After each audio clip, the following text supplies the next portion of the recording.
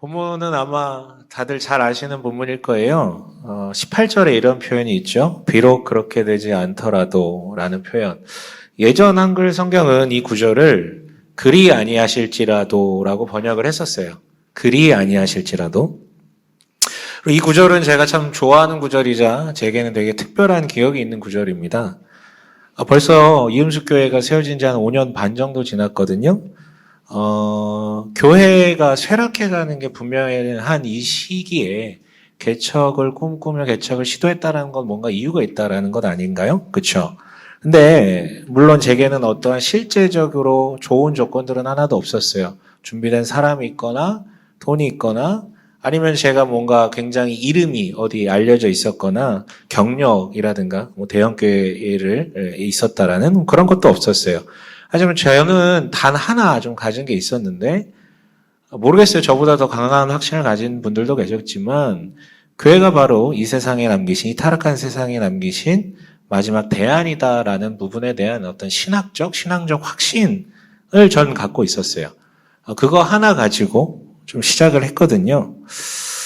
그래서 이런 이유로 결심을 하고 사람들을 좀 지인들을 만나면서 개척하기로 결심을 했습니다라고 알리면서 이것저것 대화를 하던 중에 이 구절이 떠오르더라고요.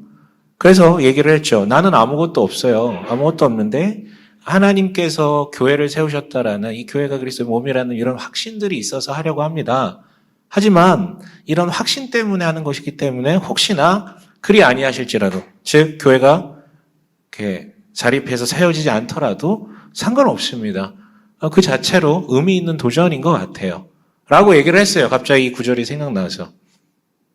근데 내가 너무 멋있는 거예요. 이렇게 말하고 보니까. 괜찮은데? 그래가지고 그 이후로 개척에 대해서 이야기를 나눌 자리가 있었을 때 늘 이 얘기를 했던 것 같아요. 그리 아니하실지라도 상관없다. 나는 이 자체로 의미 있는 도전이다. 하지만 실제 개척을 하고 나서 조금 시간이 들은 뒤에 만난 사람들에게는 이렇게 얘기를 했죠. 하나님이 좋은 분이시라면 그때 그런 망발을 할 때 막아 서셨어야 됐었는데 라는 얘기. 그렇더라고요. 진짜 진심으로 그렇게 얘기를 했었거든요. 근데 진심이 있다 할지라도 꼭 좋은 일만 생기는 건 아니더라고요. 진심이 있다 할지라도 꼭 실패가 찾아왔을 때 아프지 않은 건 아니더라고요. 그런데 조금 더 시간이 지난 다음에는 이런 생각이 들었어요. 그게 과연 진심이었을까? 내가 이런 뭔가 원대한 계획과 선의의 결정을 하면 하나님께서 남과 다른 길을 가겠다라고 선언하면 하나님께서 나한테 뭔가 더 좋은 것으로 주지 않을까라는 내심의 기대가 깔려 있었음을 나중에서야 깨닫게 됐던 것 같아요. 바로 그리 아니하실지라도 이 이야기를 오늘 좀 나누고 싶은데요. 우리는 지난 2장을 통해서 느부갓네살의 꿈과 관련돼서 일어난 소동에 대해서 나누었죠. 그 꿈을 주신 분이 하나님이셨고 그 꿈의 해석도 하나님께서 다니엘을 통해 하게 하셨어요. 꿈의 내용이 뭐였습니까? 큰 신상, 하지만 재질이 머리부터 계속해서 다른 이 어떤 신상을 보게 되었는데 손대지 아니한 돌이 외부로부터 던져져서 그 신상을 무너뜨리는 그 장면. 그게 꿈의 내용이었잖아요. 이 얘기를 다니엘이 해줬더니 왕이 너무 기뻐요. 그 자기 꿈이 맞았나 보죠. 해석도 맞는 것 같았나 봐요. 너무 기뻐하면서 약속대로 다니엘에게 지위와 재물이라는 어마어마한 보상을 안겨주게 됩니다. 근데 여기서 그치지 않았어요. 49절 한번 읽어볼까요? 2장 49절인데요. 2장의 마지막 절 같은데 우리 2장 49절 함께 읽어보겠습니다. 시작. 또 왕은 다니엘의 요구를 받아들여서 사드락과 메삭과 아벳느고를 세워 바빌론 지방의 일을 맡아서 다스리게 하였다. 다니엘은 왕의 궁전에 머물렀다. 네, 다니엘의 추천에 따라서 자신의 그 세 친구들도 지방 고위 관리로 임명되게 되는 사건들이 일어났던 것 같아요. 이렇게 1, 2장에서 다니엘서는 다니엘이라는 사람에게 초점을 맞췄었는데 세 친구로 초점이 자연스럽게 이어지면서 오늘 우리 본문인 3장으로 이어가는 것 같아요. 그러면 어떤가요? 완벽한 해피엔딩 같지 않습니까? 그런데 과연 이 세 친구들이 어마어마한 파격적 승진을 한 게 꼭 좋은 일로 다가왔었을까요? 이게 바로 3장이 우리한테 주는 질문이자 대답인데요. 우리 1절 함께 읽어보겠습니다. 3장 1절이요. 함께 읽습니다. 시작. 느부갓네살 왕이 금으로 신상을 만들어서 바벨론 지방에 두라 평지에 세웠는데 그 신상은 높이가 60자, 너비가 6자였다. 네. 느부갓네살의 꿈에 대해서는 지난주에 그 해석과 의미에 대해서 나누었었잖아요. 그 꿈의 의미는 뭐 누가 보더라도 영원한 제국은 없다. 계속해서 흥망성쇠가 있을 것인데 인간이라면 거기에 의존하지 말고 어디에 의존하라고요? 손대지 아니한 돌. 그래서 그 돌이 머릿돌에 대해서 태산이 되고 온 세상을 지배할 영원히 무너지지 않는 그 돌을 의지하라라고 누구나 받아들일 수 있고 다니엘은 자기가 꾼 꿈도 아니면서 느부갓네살의 꿈에 너무 위로를 받아서 하나님께서 이렇게 통치하시는구나. 근데 정작 꿈의 주인공이었던 느부갓네살은 어떻게 반응합니까? 삶이 변했나요? 아니요. 오히려 그 꿈을 수단으로 해서 자기가 살던 패턴을 더 강화시키는 그런 방식으로 풀어냅니다. 예, 하나님의 계시를 마주했어요. 말씀을 마주했어요. 근데 그게 나를 변화시키는 게 아니라 내 삶의 방식을 더 강화시키는 수단으로 악용되었던 것이죠. 이를 느부갓네살적 말씀 읽기다라고 제가 표현을 했는데요. 어쨌든 이런 맥락으로 느부갓네살은 꿈에서 봤던 그 금으로 만든 금머리였던 그 신상을 그 아이템으로 이게 따와가지고 아파트 10층 높이에 어마어마한 신상을 짓습니다. 물론 우리나라에 그런 거 세우면 아무짝에도 어마어마하지 않을 거예요. 아파트 공화국인데. 근데 그 당시에는 거긴 완전 평원지대거든요. 그 고대 시대에 아파트 10층 높이의 금신상이라는 거 어마어마했을 거예요. 그걸 세워놓고 고위 관료들을 다 불러 모읍니다. 그리고 동원할 수 있는 모든 악기를 동원해서 빵빠라를 울릴 때 다 거기다 절하라고요. 느부갓네살 신상에게 절하라고 엄포를 놓습니다. 만약에 그걸 하지 않으면 어떻게 된다고요? 6절에 뭐라고 되어 있습니까? 함께 읽겠습니다. 시작. 누구든지 엎드려서 절을 하지 않는 사람은 그 즉시 불타는 화덕 속에서 던져 넣을 것이요. 네, 이게 공표된 페널티였어요. 여러분, 이것이 다니엘의 세 친구들이 마주한 현실이었죠. 그런데 여러분, 우리가 이미 읽었듯이 세 친구는 신상에 절하지 않습니다. 물론 이 순간 우리는 우주 최고의, 이 세계 최고의 학교를 졸업하신 분들, 이 주일학교 출신들은 바로 이 장면에서 이런 어떤 그림이 떠오르실 거예요. 이런 장면. 저 신상 딱 입고 나무 다 절하는데 셋이 이렇게 허리 기립근 딱 힘주고 딱 서 있는 장면. 이게 주일학교 출신들이 떠오르는 장면이거든요. 아, 이거 아니에요, 여러분. 이거 아니면 왜 치워주세요? 8절 한번 읽어볼까요? 8절 함께 있습니다. 시작. 그때 이 일과 관련하여 어떤 점성가들이 나서서 유다 사람들을 고발하였다. 네. 고발하였기 때문에 문제가 된 거예요. 그러니까 모두가 보이는 데서 이 사람들이 절을 안 한 게 아니라 아마도 추측으로는 그 자리에 나가지 않았을 가능성이 크고 그게 아니더라도 어떤 식으로도 그 자리를 피했을 것 같아요. 그런데 이 사실을 알게 된 그리고 이 이방, 자기들 입장에서는 이방 출신이잖아요. 이 유다인들이. 이 굴러들어온 둘이 어마어마하게 파격적 승진을 하는 걸 보고 배가 아팠는지 이 사실을 알게 된 이 지혜자들이, 점성술사들이 고발을 합니다. 네, 맞아요. 사후에 고발당한 거라고 보는 게 맞아요. 여러분, 하나님의 백성들은요, 이런 소동에 휘말릴 수는 있어요. 의도하지 않았지만, 하지만 일부러 소란을 일으키지는 않습니다. 일부러 막 어마어마하게 큰 소리로 찬송가를 틀거나, 시뻘건 십자가를 들고 휘젓고 다니거나, 일부러 소란을 만들지는 않는다고요. 일부러 순교를 추구하지도 않고요. 그러나 어쨌든 이렇게 고발을 당했어요. 소동에 휩싸이게 됐다고요. 그런데 여러분 그 고발 내용이 되게 웃겨요. 여러분 까놓고 말합시다. 이 세 사람이 절하지 않은 이유는 무엇이었습니까? 느부갓네살을 무시하고 싶어서 절하지 않은 겁니까? 여러분 그거예요? 아니죠. 자신의 목숨을 내놓고서라도 지켜야 할 정체성을 지키기 위함이지 왕을 능멸하기 위함이 아니었다. 그런데 이 사람들의 고발장 내용은 무엇이었습니까? 왕을 능멸하고자, 왕을 섬기지 않고자 의도적으로 이렇게 한 것입니다. 라고 고발하죠. 이 고소를 접수한 느부갓네살은 폭발하죠. 잡아들이라고 명령합니다. 여러분 여기서 잠깐이요. 이 본세가 어디서 많이 본 장면 아닙니까? 느부갓네살의 분노와 고소자들의 고소의 내용들. 그렇잖아요. 쟤는 가만히 있는데 나보다 더 잘난 것을 지켜볼 수 없어. 그게 너무 꼴보기 싫어서 계속해서 깎아내리는 행위. 뒷담화 많이 하잖아요.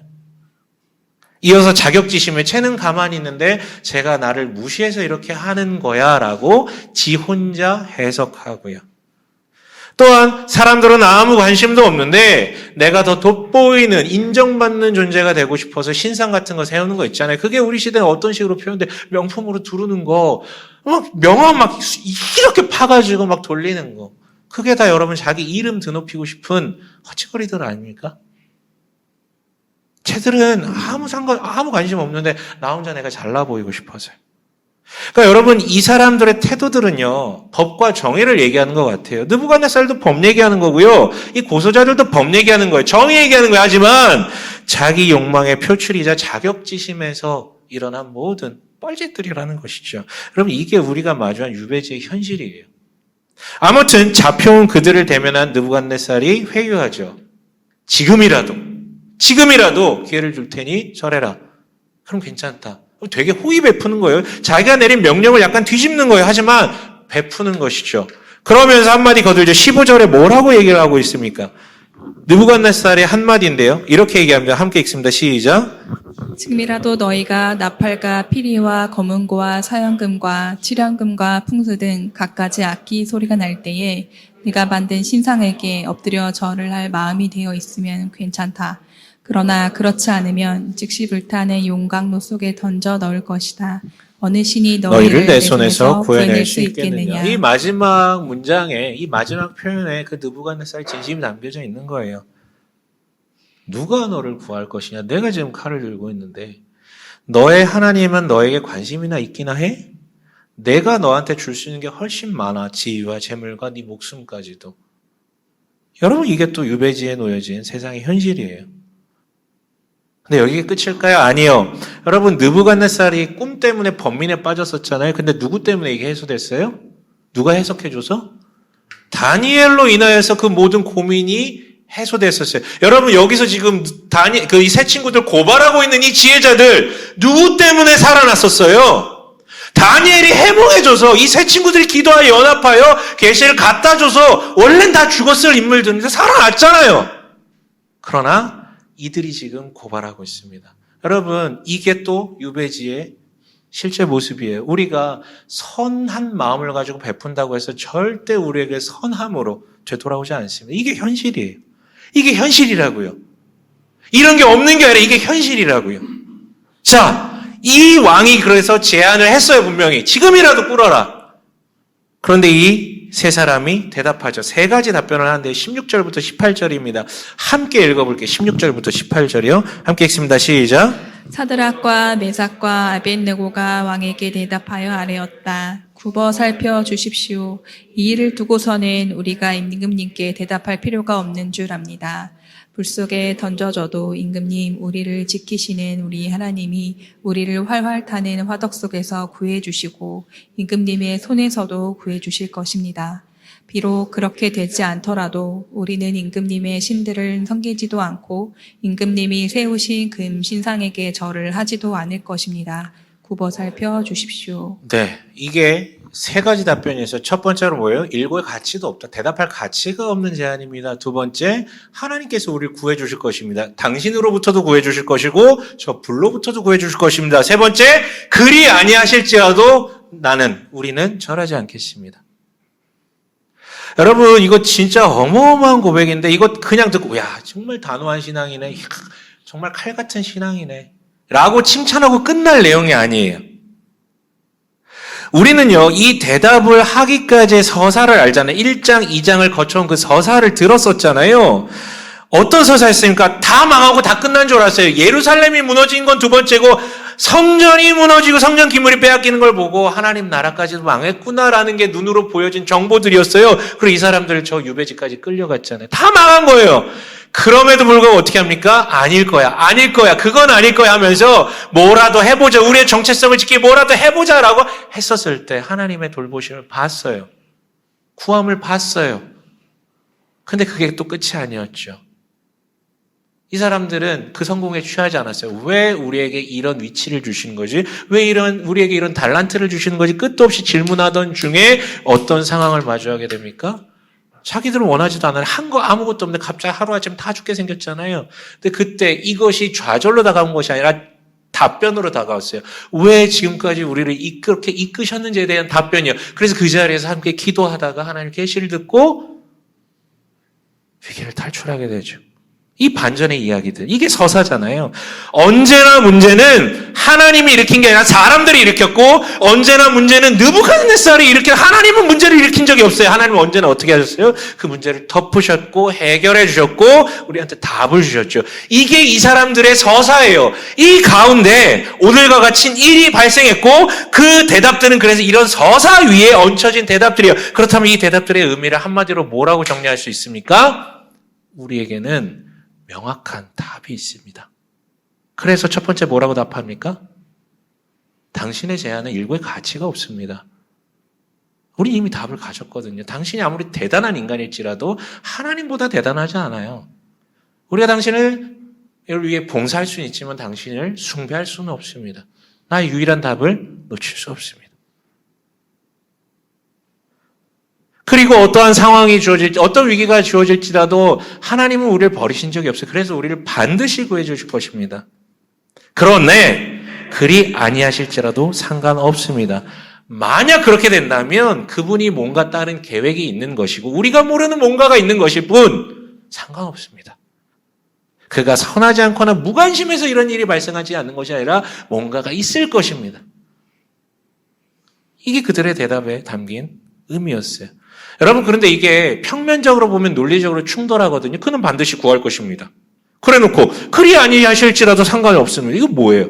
논리적 충돌이지. 하지만 이런 서사 위에서는, 이런 신앙적 서사 위에서는 이게 모순이 되지 않아요. 왜냐하면 이거예요. 그분이 내게 뭘 해주고 말고는 관계가 없다는 거예요. 더 이상 상관없는 경지라는 거죠. 한마디로 나는 그분이 주시는 떡고물 때문에 그분을 바라보는 게 아니라 그냥 그분 자체가 나의 답이 되었습니다. 이거죠. 이 얘기를 듣자, 이 유디의 의연한 태도와 대답을 듣자 느부갓네살이 어떻게 반응합니까? 19절 한번 읽어볼까요? 함께 읽겠습니다. 함께 읽습니다. 시작. 그러자 느부갓네살 왕은 잔뜩 화가 나서 사드락과 메삭과 아벳느고를 보고 얼굴빛이 달라져 화덕을 보통 때보다 7배나 더 뜨겁게 하라고 명령하였다. 어떻게 반응했답니까? 잔뜩 화가 났다 그러고요. 얼굴빛이 달라졌다라고. 이거 어마어마한 분노의 표현인데 마지막에 어떻게 화덕을 7배나 더 뜨겁게 하라. 여러분 이거 듣고 이거 몇 돌까 그러면? 막 이런 거 떠올리시는 분 안 계시죠? 여기 이과생이 계신가 모르겠네. 몇 도가 중요한 게 아니라 7이라는 숫자는 늘 완전 숫자를 의미하죠. 그러니까 이것은 인간이 낼 수 있는 가장 뜨거운 온도로 올려라라는 명령이자 동시에 느부갓네살의 분노의 온도를 상징하죠. 어마어마하게 분노했다. 얼굴빛이 완전 썩을 정도로. 왜 이렇게까지 화가 난 것일까요? 이상하지 않나요? 방금 전까지만 해도 자기 명령을 철회할 것처럼 얘기하면서도 기회를 주려고 했어요. 이거 어마어마한 이 제안이었거든요. 근데 뭐가 이렇게 이 사람들을 건드렸길래, 이 사람을 건드렸길래 이렇게까지 화를 낼 수 있냐? 뭐가 이 영린을 건드린 것이냐고요. 여러분 뜬금없지만 질문 하나 좀 해볼게요. 악의 상징이자 악의 총책이자 악의 시발점이 되는 마귀라는 존재 여러분 사람에게 관심이 있을까요 없을까요? 있을까요 없을까요? 마귀는 사람에게 관심이 있을까요 없을까요? 습습습습습 하는데 뭔가 다 맞습니다. 여러분의 대답이 맞아요. 관심 없어요. 악의 유일한 관심은 자기 자신이고요. 자기가 중심이 되는 것밖에 없어요. 반대로 얘기하잖아요. 다른 존재에 관심이 없는 그런 인간이 바로 악이에요. 다른 사람에게 관심이 1도 없는 그게 바로 악이라고요. 악이 나쁜 짓, 나쁜 놈, 악한 짓을 아니 무관심한 거. 전혀 무관심, 자기만 바라보는 거. 그런 의미에서 마귀의 절대악은 하나님이죠. 왜냐하면 그가 계신 것을만으로도 자기는 1등이 될 수 없기 때문에, 자기가 최고가 될 수 없기 때문에. 이처럼 자신의 욕망이 가로막히는 걸 참을 수가 없어요. 그래서 하나님을 끌어내고 싶지만 능력은 부족해요. 하지만 약점이 보이죠. 왜요? 어떤 게 보여요? 하나님은 악이 아니고 선하시거든. 그래서 뭐예요? 관심이 많으시거든. 다른 말로 사랑이 많으시거든. 다른 말로 누구에게요? 하나님의 형상에게요. 미치도록 관심이 많거든요. 그 지점을 공략하는 거죠. 마귀는 우리한테 관심이 없어요. 하나님을 무너뜨리기 위해서 관심 있는 척할 뿐이죠. 근데 여러분 이것은 마귀와 악의 속성을 공유하는 타락한 인간에게도 동일하게 있는 것입니다. 물론 순수한 악은 아니기 때문에 여전히 하나님의 형상의 조각들이 남아있기 때문에 선할 때도 있어요. 느부갓네살이 그런 것처럼 연민을 느끼고 구해주려고 하는 일들도 종종 해요. 하나님 안 믿으면 다 악한 겁니까? 아니, 하나님 안 믿으면 훨씬 선한 사람들 많아요. 눈으로 볼 때. 근데 문제는 이처럼 자신을 중심에 두고자 하는 자신의 근원 욕망이 가로막힐 때 터지죠. 본 모습이 나오죠. 그리고 행동으로 표출돼요. 느부갓네살과 같이 뭔가 많이 가진 이들은 남의 것을 파괴하거나 빼앗는 방식으로 그래도 될 만한 것들을 파괴하죠. 하다못해 동물에게라도 진짜 많이 봤어요. 군대 있을 때 병사들이 동물 괴롭히는 거. 내리갈굼 받는 걸 그렇게 해소하는 거예요. 그런데 아무것도 가지지 못한 사람도 어떻게 합니까? 자기 자신을 파괴하죠. 여러분 이게 모든 타락한 인간들의 본성이자 민낯이에요. 기회가 주어지지 않아서 드러나지 않은 것뿐이지. 그렇다고 제가 지금 다 썩었다라고 저주하는 게 아니에요. 그게 그냥 우리의 현실이라는 거 얘기하는 거예요. 세상의 중심인 나의 욕망을 가로막는 게 악이고 나를 악이라고 부르는 인간이 악한 놈이라는 게 우리의 정설이라고요. 그래서 평소엔 선해 보일 수 있지만 내 욕망이 가로막힐 때 발끈해버리는 거. 여러분 이런 맥락에서 그들의 그 대답과 그 의연한 태도가 느부갓네살의 이 안에 있는 그 근원적 욕망, 모든 것을 내가 다 통제하고 싶고 다 소유하고 싶은 그 욕망을 건드려 버렸기 때문에 폭발한 것이죠. 그런데 여러분 어떤 일이 발생합니까? 어떤 일이 발생했어요? 분명 세 사람이 말도 안 되는 온도의 불꽃 속으로 던져졌는데 집어넣자마자 타들어가 버리는 게 소멸되는 게 정상적인 기대하는 반응이가 그 장면인데 이상한 광경이 눈에 보이는 거예요. 25절에 뭐라고 되어 있습니까? 함께 읽어볼까요? 25절입니다. 시작. 왕이 말을 이었다. 보아라, 내가 보기에는 네 사람이다. 모두 결박이 풀린 채로 화덕 안에서 걷고 있고 그들에게 아무런 상처도 없다. 더욱이 넷째 사람의 모습은 신의 아들과 같다. 네. 그들이 버젓이 살아있는 것을 넘어서 뭔가 분명히 세 명이 들어갔는데 한 사람이 더 있는 듯한 그런데 그 모습이 뭔가 천사 같은 그런 모습으로 이제 비춰졌던 거예요. 그래서 여러분 기적을 안 믿으시는 분이 혹시 이 자리에 계시다면 이게 좀 불편하게 다가올 수도 있지만 저는 믿거든요. 성경이 증언하고 있고요. 근데 어쨌든 지난주에 말씀드렸듯이 다니엘서 하반부에 가면 인자라는 편이 계속 등장하고 지난주에 나눴던 2장에는 돌이라는 편이 나오는데 이것을 다 예수님께서 자신을 가리키는 표현으로 계속해서 반복해서 쓰셨어요. 그래서 학자들은 이 세 사람 외에 제4의 인물, 천사의 형상을 띈 것 같은 그 인물을 가리켜서 성자 하나님이신 예수께서 그 당시 현현하신 장면이라고 해석을 하거든요. 근데 그건 중요한 게 아니에요. 중요한 것은 아무튼 느부갓네살이 그 모습을 보고 놀라서 나오라고 얘기했다라는 것이죠. 나왔는데 머리털 하나 그을리지 않는, 옷자락 하나 그을리지 않는 완전하게 그냥 있는 그대로 모습대로 그대로 나와요. 이 엄청난 기적 앞에 느부갓네살은 하나님을 찬양하게 되죠. 그리고 그들의 신변을 보호하게 되고 앞으로 그 사람을 건드리지 못하게 선언합니다. 그리고 불 이전과 불 이후에 전혀 다른 고백을 하는데 29절에 뭐라고 얘기합니까? 29절이요. 함께 읽겠습니다. 시작. 그러므로 내가 이제 조서를 내린다. 민족과 언어가 다른 문 백성은 사드락과 메삭과 아벳느고의 하나님을 두고서 경솔히 말하는 일이 없도록 하여라. 이 명령을 어겼다가는 그 몸이 조각날 것이며 집이 쓰레기 더미가 될 것이다. 이와 같이 자기를 믿는 사람을 구원할 수 있는 신은 다시 없을 것이다. 네, 이와 같이 자기를 믿는 사람을 구원할 신은 다시 없을 것이다. 아까랑 완전 다른 고백을 하고 있잖아요. 여러분, 하나님 정말 그런 분이셨어요. 그리고 여러분 성경을 보면 이 고백처럼 하나님께서 자기를 믿는 사람들을 구원하신 이야기는 진짜 무수히 많이 나옵니다. 우리 이미 다니엘서 2장, 이제 3장 보는데도 벌써 여러 차례 나왔잖아요. 진짜 많이 나와요. 하지만 모든 구원하시는 장면 중에서 가장 중요하고 비교할 수 없을 정도로 핵심이 되는 장면은 바로 여기에 마태복음 1장 23절에 나옵니다. 여기 나올 건데 함께 읽어볼까요? 함께 읽겠습니다. 시작. 보아라, 동정녀가 잉태하여 아들을 낳을 것이니 그 이름을 임마누엘이라고 할 것이다. 하신 말씀을 이루려고 하신 것이다. 임마누엘은 번역하면 하나님이 우리와 함께 계시다라는 뜻이다. 다니엘로부터 조금 앞선 시기에 이사야라는 선지자가 예언했던 부분이야. 이스라엘은 망할 것이다. 답이 없다. 그러나 하나님은 포기치 않고 우리를 구원할 메시아를 보내줄 것이다. 이게 이사야를 통한 예언이었어요. 그리고 그 이름을 임마누엘이라 하라고요. 그 뜻은 하나님께서 우리와 함께 계시다라고요. 그런데 정말 그 예언대로 그 뜻을 이루시기 위해 하나님께서 함께 하신다라는 것을 우리한테 알리시기 위해 진짜 직접 그분이 이 땅에 오셨어요. 우리는 그분을 가리켜 예수, 곧 그리스도라고 부르죠. 근데 여러분 여기서 그치지 않아요. 아무리 우리와 함께하고 싶어서 이 땅에 오셨지만 우리의 미래는 결정되어 있거든요. 악의 속성이 이 자리에 있는 한 우리의 결말은 뭡니까? 죽음과 함께 완전한 소멸, 그리고 악의 어두움 가운데로 들어갈 수밖에 없는 게 우리의 현실이에요. 아무리 하나님이 함께 하시고 싶어서 이 땅에 왔지만 우리의 미래가 그렇게 결정되는데 어떻게 계속해서 영원히 함께 합니까? 그래서 결정을 하시죠. 십자가를 짊어지시기로요.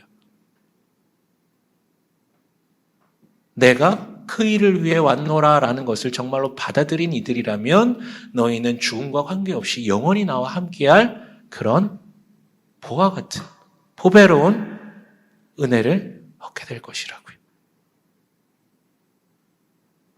이 찬스를, 이 기회를, 이 답을 부여잡은 사람들은 영원히 그분과 함께하게 됩니다. 샬롬 가운데요.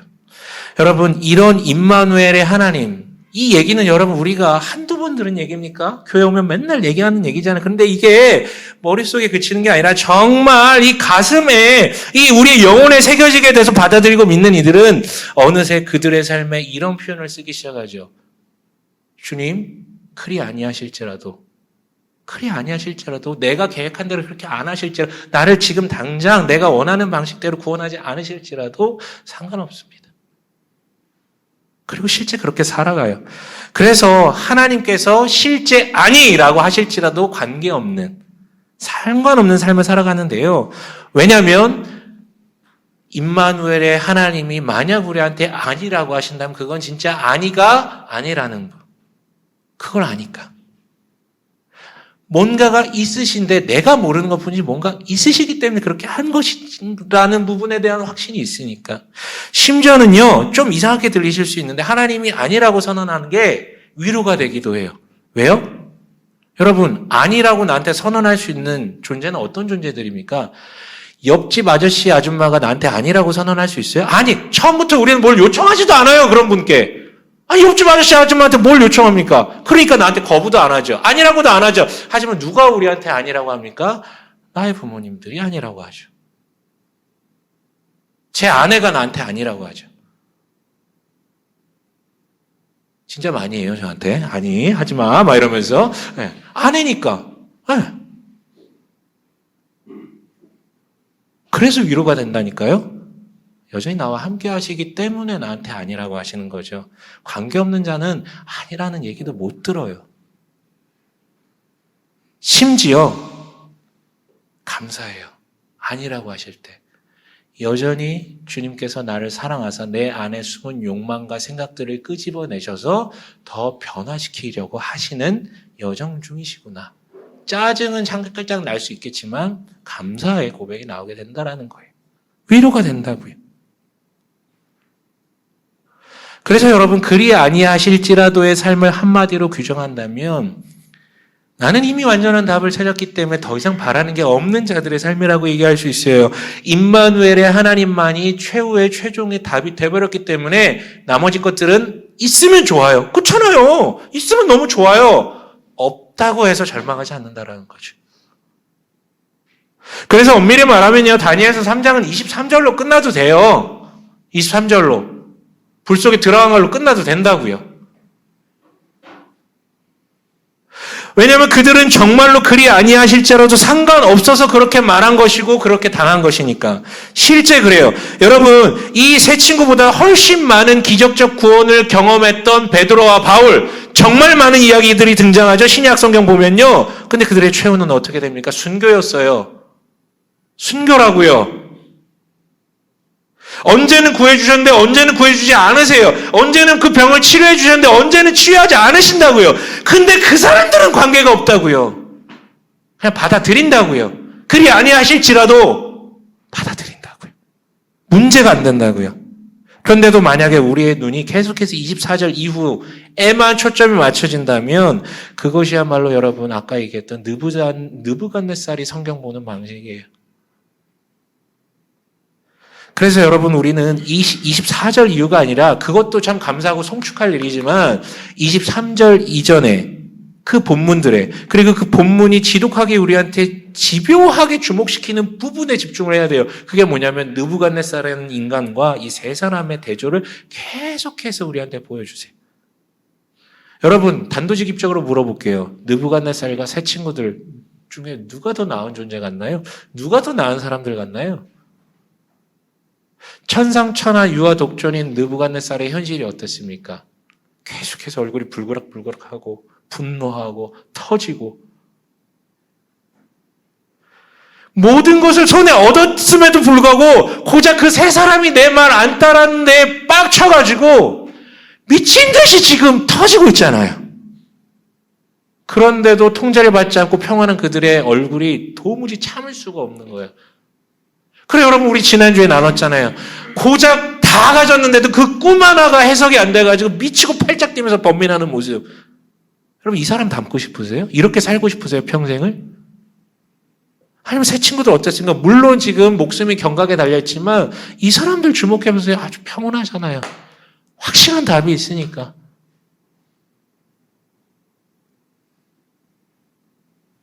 흔들림이 없고 당당하잖아요. 심지어 여러분 한글 성경은 그렇게 번역한 역본이 하나도 없는데 원문으로 보면 16절은 여러분 16절 뭐라고 시작합니까? 16절 한번 읽어보실래요? 16절이요. 함께 읽겠습니다. 시작. 아벤느고가 왕에게 대답하여 아뢰었다. 굽어 살펴 주십시오. 네, 이게 지금 한글 성경의 번역인데요. 원문으로 보면 이렇게 되어 있어요. 아뢰었다.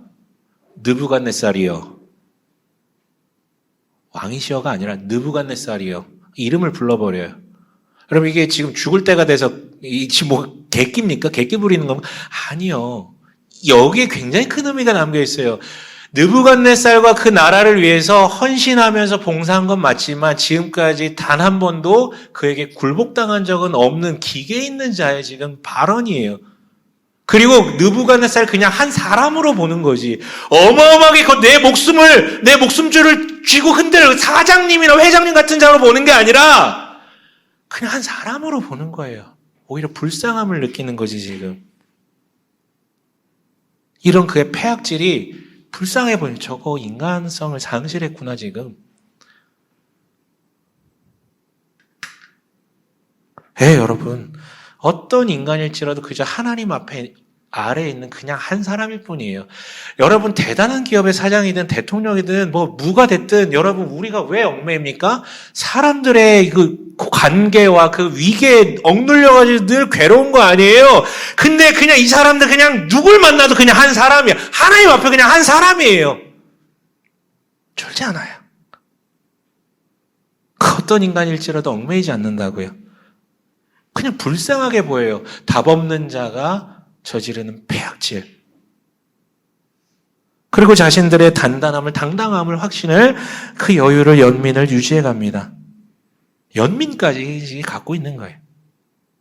여러분, 그리 아니하실지라도라는 그 말로 고백할 만큼 임마누엘의 하나님에 대한 그 확신이 있었기 때문에 그 믿음이 이 사람들을 절대 흔들리지 않는 태산과 같은 존재로 지금 일구어가고 있었던 것이죠. 여러분, 우리가 무엇을 가졌는지, 얼마나 가졌는지는 그게 여러분 답이 될 수가 있겠습니까?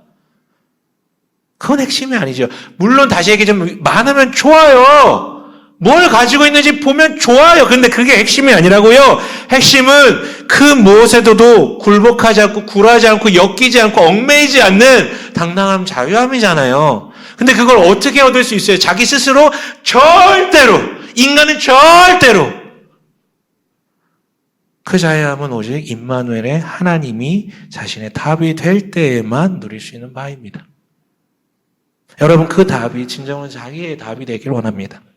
그래서 단 하루를 살더라도 행복하게 살고, 단 하루를 살더라도 얽매이지 않게 살고, 단 하루를 살더라도 자유롭게 살고, 단 하루를 살더라도 여유 있게 살아야죠. 우리에게 행복감을 주는 모든 것들은 시간 지나면 다 끝나요. 다 끝나요. 다 끝납니다. 여러분, 그 임마누엘의 하나님이라는 명백한 답이 자신의 존재 근간이 되어서 흔들리지 않는 태산과 같은 사람으로 자리하기 원해요. 그리 아니하실지라도 감사하면서 살 수 있는 삶으로요. 말씀을 마칠게요. 그런 사람이 되었으면 좋겠는데 동시에 하나 제안 드리고 싶은 것은 여러분 나에게 답이 있는가를 다시 한번 물어보시고요. 그런데 세상엔 답이 없는 사람들이 참 많습니다. 답이 있는 것처럼 살아가는데 그 답이 그냥 아직은 자기 손에 많기 때문에 여전히 자기를 지탱해 주는 거에 취해가지고 그냥 그렇게 살아가는 사람들도 많아요. 하지만 이미 그게 허무하다라는 걸 깨닫고 새로운 답을 찾지만 도무지 어디서 답을 구해야 될지 몰라가지고 방황하는 사람들도 많고요. 또한 어떤 이들은 예수가 답이라는 이야기를 이미 듣고 그걸 누려보려고 했던 적도 있었지만 세상살이에 밀려서 혹은 어떤 교회로부터 상처 때문에 떠나간 사람들도 많아요. 우리는 이들을 가리켜서 찾는이라고 표현을 하죠. 예수 찾느니 혹은 교회를 찾느니. 여러분 이번 24일에 성탄주일로 우리가 성탄 예배로 드리는데 이때 한번 초대해 보셨으면 좋겠어요. 진심으로요. 물론 여러분 이게 예전 교회들이 계속 해오듯이 무슨 전도축제 이런 거 아니에요. 전도축제 그런 뭐 이름 써내세요 그런 거 안 할 겁니다. 그 사람 오면 어떻게든 여기서 뭐 예수 믿는다 고백 안 하면 다리 몽둥이 부러뜨 이런 거 아니에요. 절대 아니에요. 하지만 그냥 우리의 답이신 예수 그가 이 땅에 오셨음을 함께 송축하는 자리, 함께 즐기는 자리, 함께 파티하는 자리 그런 아주 그냥 그런 자리로 한번 가져보려고요. 그리고 그 자리에서 생겨난 물질들 가지고 연약한 이웃을 도우려고 해요. 우리 곁에 있는 답을 찾아 헤매는 하지만 물질적 문제로 인해서 괴로워하고 있는 이들. 여러분 나와 이미 어느 정도 연결된 이들에게 초대하는 게 그렇게 어려운 것일까요?